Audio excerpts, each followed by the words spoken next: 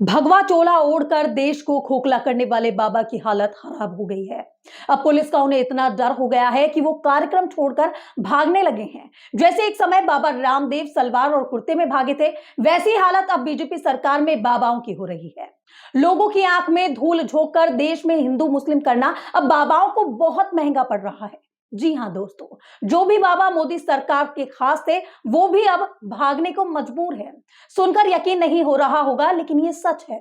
इस वीडियो को देखेंगे तो आप भी सारा सच जान जाएंगे कि बीजेपी राज में बाबाओं की हालत अब क्या हो गई है। बताते हैं आपको विस्तार से, लेकिन उससे पहले एक अपील है, इस वीडियो को आखिरी तक जरूर देखिएगा और चैनल को सब्सक्राइब भी कर लीजिएगा। नमस्कार, स्वागत है आपका इंडिया रिपोर्ट में और मैं आपके साथ सुष्मिता तिवारी। बागेश्वर धाम के बाबा जो इन दिनों काफी चर्चा में रहते हैं और ढोंग रचकर देश में अंधविश्वास पैदा कर रहे हैं, अब उनकी हालत खराब होने लगी है। वो कहते हैं ना, झूठ के पांव ज्यादा नहीं टिकते। कुछ ऐसा ही हुआ है बाबा बागेश्वर धाम धीरेन्द्र शास्त्री के साथ। लोगों को झूठी दिलासा देने वाले बाबा के खिलाफ अब एफआईआर दर्ज हो गई है दोस्तों, जिसके बाद बाबा 2 दिन पहले ही कार्यक्रम रद्द कर भाग खड़े हुए हैं। मामला भी जान लेते हैं। एक ट्विटर यूजर के मुताबिक नागपुर में बागेश्वर धाम वाले धीरेन्द्र शास्त्री का चमत्कारिक कार्यक्रम दिव्य दरबार होने वाला था।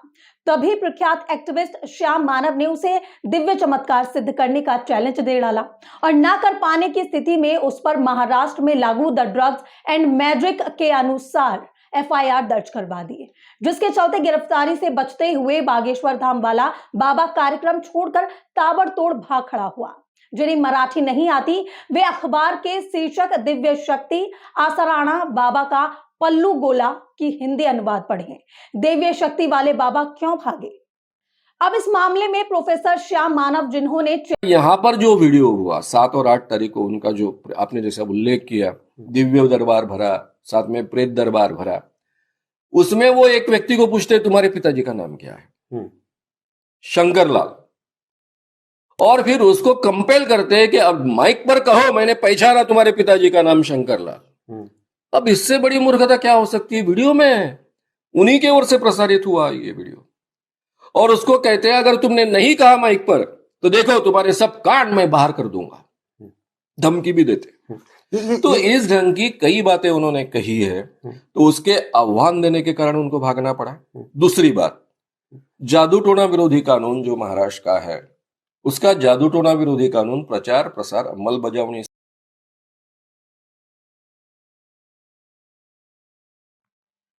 सुना आपने, प्रोफेसर साहब का कहना है ऐसे ढोंगी बाबा बहुत से आते हैं और चले जाते हैं, लेकिन उनकी असलियत समाज के सामने आनी जरूरी है। अब इस मामले पर ट्विटर पर भी कई लोगों ने अपनी प्रतिक्रियाएं दी हैं। एक यूजर ने ट्वीट करते हुए लिखा है कि बागेश्वर सरकार ने 2 दिन पहले कथा समाप्त कर दी। अंधश्रद्धा निर्मूलन समिति की चुनौती को स्वीकार नहीं किया। दिव्य शक्ति का दावा साबित करने पर 30 लाख रुपए जीतने की चुनौती थी, लेकिन बागेश्वर सरकार जरूरी काम का हवाला देकर निकल लिए। है ना आश्चर्यजनक खबर? ऐसे कैसे चलेगा महाराज? वहीं एक और अन्य यूजर ने ट्वीट किया है और लिखा है कि बागेश्वर धाम के धीरेन्द्र शास्त्री को महाराष्ट्र की पुलिस ढूंढ रही है। देश धार्मिक पुस्तकों से नहीं, बाबा साहब के संविधान से चलेगा। आज नहीं तो कल बाबा को जेल जाना ही पड़ेगा। वहीं एक और अन्य यूजर ने ट्वीट करते हुए लिखा है कि पाखंड और अंधविश्वास फैलाने की एफआईआर दर्ज होते ही बागेश्वर धाम के धीरेन्द्र शास्त्री कार्यक्रम से फरार। स्वामी जी भाग क्यों गए? पुलिस को श्राप देकर भस्म ही कर देते। एक और अन्य यूजर ने ट्वीट करते हुए लिखा है कि मुझे तो समझ नहीं आ रहा है कि ये त्रिकालदर्शी बाबन धीरेन्द्र शास्त्री बागेश्वर धाम छोटी सी चुनौती स्वीकार न कर अपना कार्यक्रम अधूरा छोड़कर भागा क्यों? हमारे समाज के मूर्खों, सुधर जाओ। नौटंकी फर्जीवाड़े कहानियों से बाहर निकल जाओ।